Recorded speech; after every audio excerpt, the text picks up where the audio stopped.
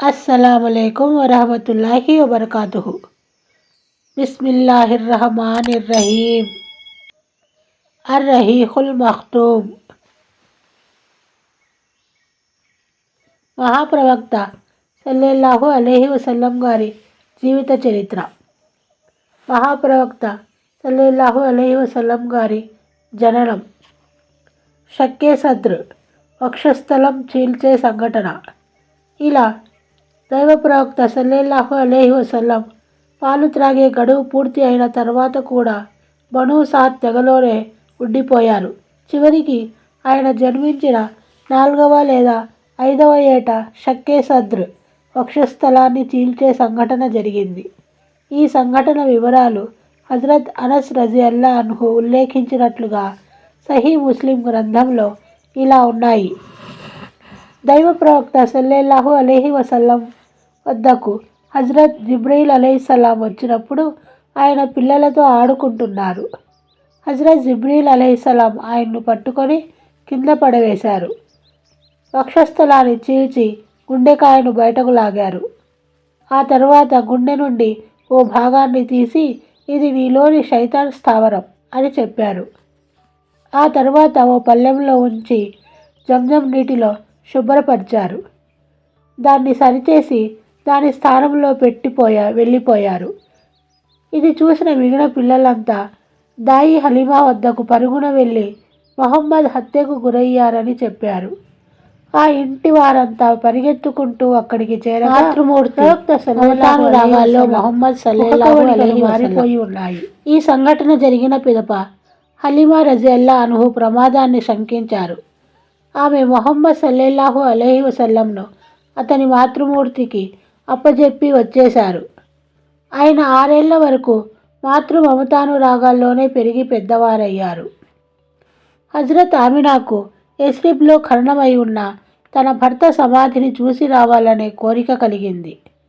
తన అనాథ తనయుడు మొహమ్మద్ సల్లల్లాహు అలైహి వసల్లం తన సేవకురాలు ఉమ్మే ఐమన్ను వెంటబెట్టుకొని సంరక్షకుడైన అబ్దుల్ ముతల్లిబ్ వెంట దాదాపు 500 కిలోమీటర్ల దూరాన ఉన్న మదీనాకు బయలుదేరారు. అక్కడ ఓ నెల రోజులు ఉండి వెనుతిరిగారు. కానీ ప్రయాణ ప్రారంభంలోనే కొంత దూరం వచ్చిన తర్వాత వ్యాధిగ్రస్తులైపోయారు.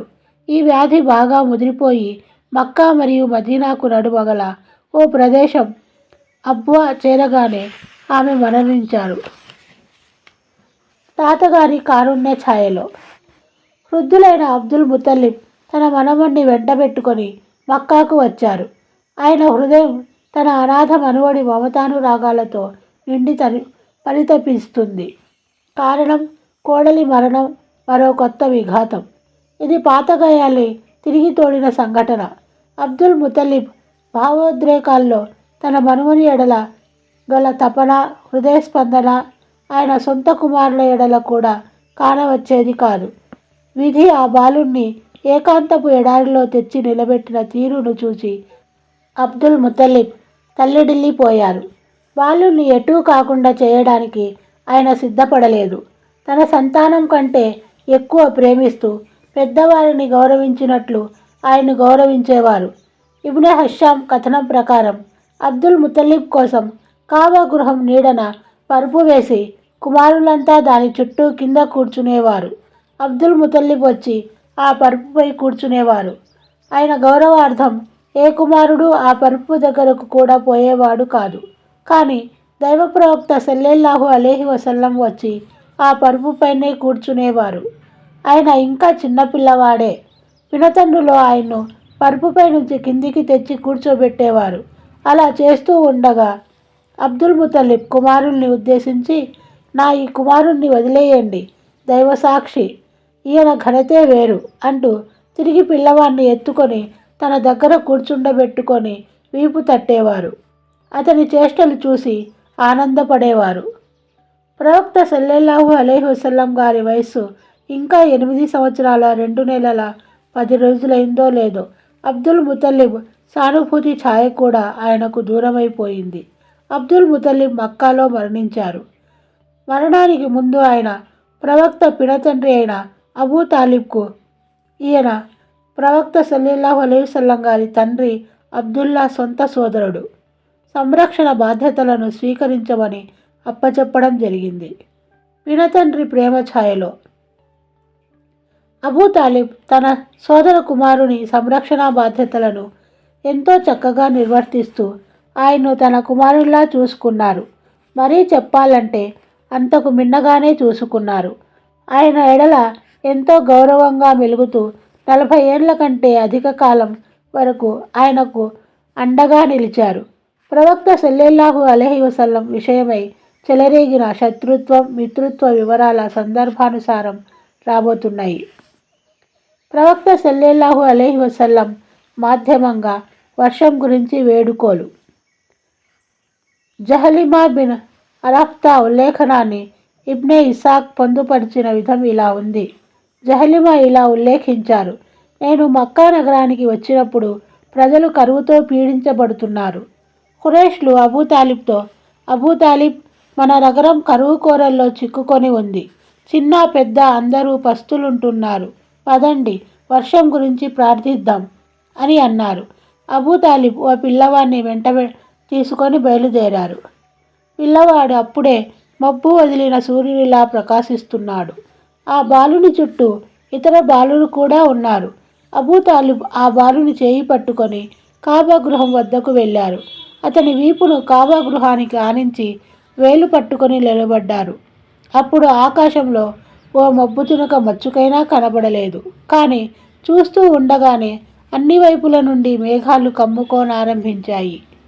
కురిసిన కుంభవృష్టికి ఆ లోయలో వరదలు వచ్చాయి.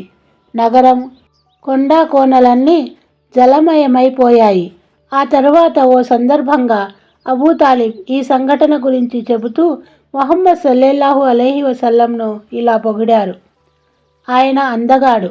ఆయన ముఖారవిందం ద్వారా వర్షాన్ని కోరుకోవడం జరుగుతుంది. అనాథల ఆశ్రయం, వితంతువుల సంరక్షకుడాయన. క్రైస్తవ సన్యాసి బుహైరా.